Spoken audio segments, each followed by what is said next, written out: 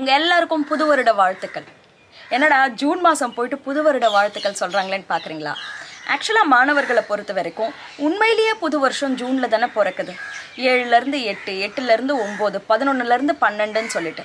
ஆனால் புது வருஷம் வெளியில தான் பிறக்குதே தவிர உள்ளுக்குள்ளே பிறக்க மாட்டேங்குது. அதனால் என்ன ஆகுது, நிறைய மாணவர்கள் இந்த புது வருஷத்தை பழைய ஆட்டிடியூட்ஸோட ஸ்டார்ட் பண்ணுவாங்க. பழையன கழியவே கழியாது. அதனால் புதுசுன்றது புகறது ரொம்ப ரொம்ப கஷ்டம். ஸோ நான் பழசுன்னா என்ன சொல்கிறேன்? பழைய ஆட்டிடியூட்ஸ், பழைய நம்பிக்கைகள், பழைய மன சுமைகள். ஸோ ஒரு ஸ்டூடெண்ட் வந்து நான் மேக்ஸில் வீக்கு, எனக்கு மேக்ஸ்னால் பிடிக்கவே பிடிக்காது அப்படின்ற ஒரு சுமையை வச்சுட்டு இருக்காங்கன்னு வச்சுக்கோங்களேன். அதே பழைய குப்பையோடு தான் புது வருஷத்தை ஸ்டார்ட் பண்ணுறாங்கன்றப்போ அவங்களால என்னத்தை சாதிக்க முடியும்? உண்மையில் பார்த்தீங்கன்னா வருஷங்கள் போக போக படிப்பு சுமைன்றது கூட தான் போகுது.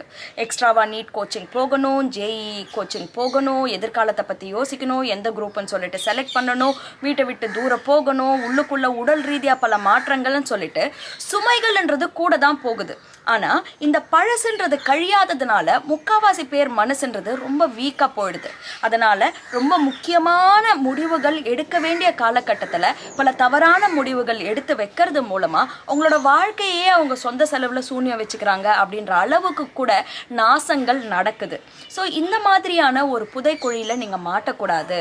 உண்மையிலேயே புது வருஷத்தை புது ஆட்டிடியூட்ஸோட தொடங்கணும்னு நீங்கள் நினச்சிங்கன்னா உங்களுக்கு ஒரு பொன்னான ஆப்பர்ச்சுனிட்டி. கீழே இருக்கிற லிங்கை கிளிக் பண்ணி இம்மீடியட்டாக என்னோட 3-day work shop exclusively for ஸ்டூடெண்ட்ஸ்க்கு என்ரோல் பண்ணிக்கோங்க. இதுக்கு பேர் வந்து எக்ஸ்பிரஸ் வே டு எக்ஸலன்ஸ். அதாவது நம்ம மனசில் போகிற சில விஷயங்களை புரிஞ்சுக்கிறது மூலமாக, நம்மளோட மூளையின் ரகசியங்களை நம்ம கையில் ஏந்துறது மூலமாக இந்த சக்தி வாய்ந்த ஆயுதங்கள்ன்றது என்னோட படிப்பு சுமையை நான் எப்படி படித்தா பாதி நேரத்தில் 2 மடங்கு படிக்க முடியுன்ற பல டெக்னிக்ஸை கற்றுக்கலாம். அது மாத்திரம் இல்லாமல் நம்மளோட நம்பிக்கைகள்ன்றது எப்படி நம்மளோட வாழ்க்கைக்கே அஸ்திவாரமாக போகுது.